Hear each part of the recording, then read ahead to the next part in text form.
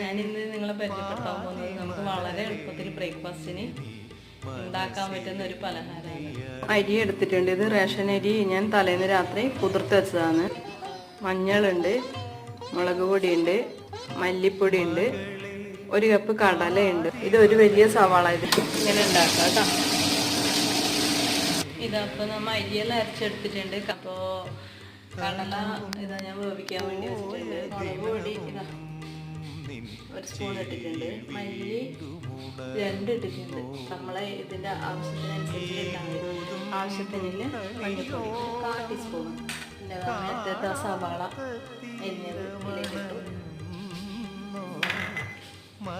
ആവശ്യത്തിന് കടല വേവിക്കുമ്പോൾ നല്ലോണം ശ്രദ്ധിക്കണം. ഉപ്പ് കൂടി പോവാനേ പാടില്ല. ഈ അരച്ചിട്ട് ഉണ്ടാക്കിയതെല്ലാം ഞാൻ ഇതിലേക്ക് ഇട്ടിട്ടുണ്ട്. ഫ്രണ്ട്സ്, ഇതിൻ്റെ ഫുൾ വീഡിയോ യൂട്യൂബ് ചാനലിലുണ്ട്. എല്ലാവരും കയറി ഒന്ന് വാച്ച് ചെയ്യണം കേട്ടോ.